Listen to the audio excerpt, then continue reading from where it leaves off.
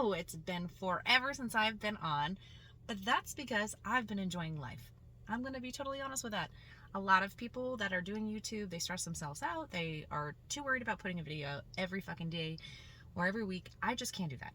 I'm busy living life and I'm loving it. So today, I want to talk about 5 things to not listen to other people about. And kind of basically make sure these are things that you do as well that I didn't do and I wish I had listened in the beginning. So it's things I didn't do that I wish I had done, which is a huge life changer, seeing that I've been in the van officially a year now and I've loved every fucking minute of it. So I will tell you, it is amazing and I love this life. There are some downfalls. This is kind of where we're going to go over this list that I have here.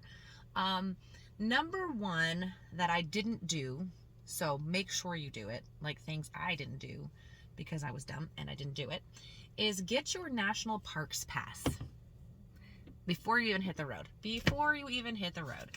It costs you $80 for your annual park pass for one of these, $80, and you will definitely save money. I think this last year I did not purchase one until a month ago. I could have saved so much money by getting that ahead of time. Also, if you like nudist parks, get your nudist recreational park pass as well. So those are 2 things I would highly suggest to do that I did not do. I did not do it, and I wish I had. The second thing is, don't rule out Harvest Host. I ruled out Harvest Host for a good 9 months of the year being on the road, and I really wish I had gotten it sooner than later, because there are so many amazing hosts that do this. You go to wineries, breweries, and also farms, and there's some really cool activities, like places that you can go as well. One of the last ones I just visited was in New Mexico. It was amazing. It was this old country, like 1800s old town. It was amazing. It was an old silvering mine, so it was so cool to go to, and definitely don't not get one, because it is $100 a year. You pay the $100 a year subscription, and then when you go to the Harvest Host, they do ask you to purchase something from them, like, I don't know, like wine or beer or whatever. So, I mean, be considerate. They're letting you stay there for free, and it's way better than a Walmart parking lot, and Cracker Barrel and all that stuff. Not that I don't love them. They work in a pinch, everything like that. But I would much rather stay at a Harvest Host. Everybody has been incredibly nice since being on the road for a year. So, I mean, I've only had it for 3 months, but I wish I had gotten it a year ago when I started out. It would have made things a lot easier. Don't listen to people when they say you have to get a porta potty. Let me tell you about these porta potty things. For one, the one I have is literally like a 3-gallon tank underneath. I drink a lot of beer. I fill that up in 2 days. And so I'm looking for a dump station all over, and it's sometimes really difficult, even though I use iOverlander, to find a dump station. I literally have this little bucket right here. I'm not even gonna lie to you guys. There's nothing in it right now, so that's good news, right? And I just throw the bag out at the gas station when I fill up. So that has worked for me. Figure out what works for you. That is the biggest thing, is when you're living on the road in your vehicle, you're going to understand what works for you. What works for me might not work for you, and what works for other people might not work for anybody.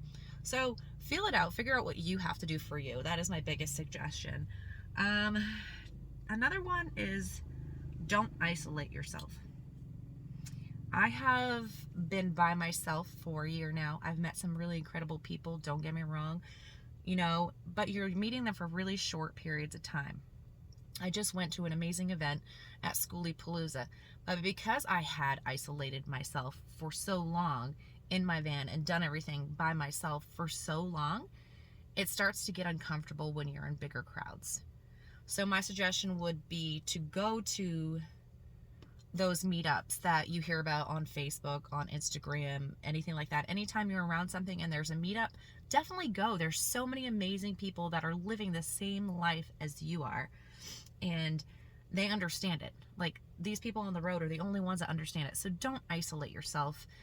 like I have done, because it's starting to get weird now that I'm back in with people. So it's more of an emotional, like you pull yourself away a little bit. So don't do that, because it's better off having friends. And it kind of brings me to my last point of, don't forget to ask for help. It's okay. And in this community of nomadic people, somebody's always willing to help you. And 98% of the time, everybody has your best interest at heart. So don't be afraid to ask for help if you need it.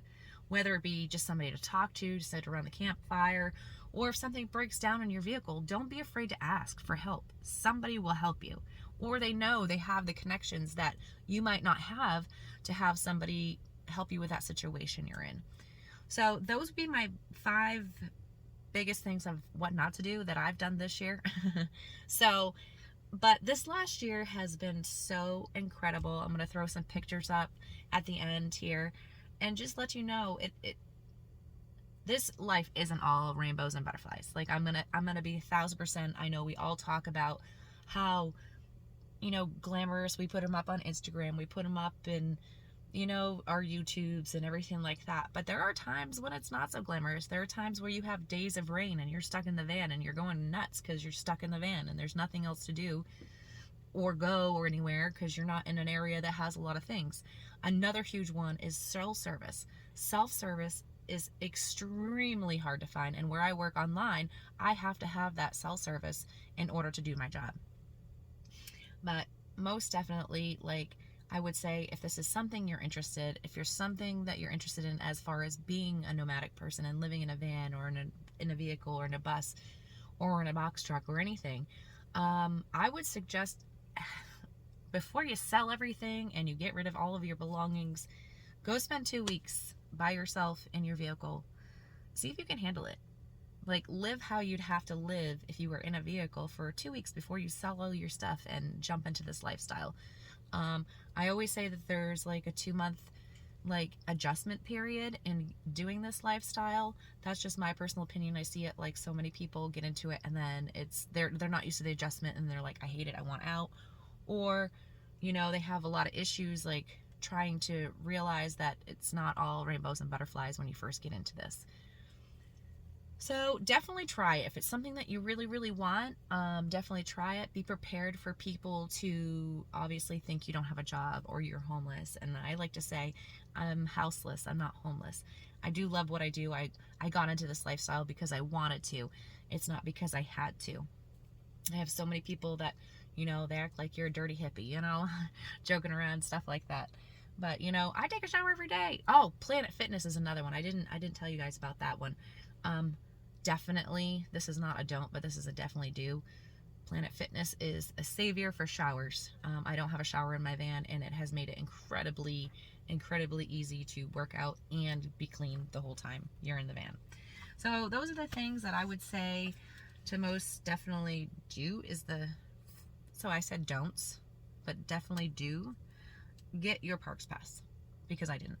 Definitely get the Harvest Hosts, because I didn't. Definitely get your, gym membership, Planet Fitness. They are all over this country and they're amazing. So yeah, those are my key points today, ladies and gentlemen. Yeah, so yeah, I miss you guys. I haven't been on very much, but like I said, I have been enjoying this amazing life that I have created for myself and these amazing people that I have met. I met some weird ones too. So like I said, not everything's rainbow and butterflies. There are some strange ones out there, some strange cats. So just always trust your gut. Always trust that gut. Your gut feeling is there for a reason. So always trust that. But I want to say thank you, and I'm sorry I haven't been on. I've just, like I said, I'm enjoying life. So I love you all, and I will put some screenshots of some beautiful views that I've had in the last couple months, and I love you all.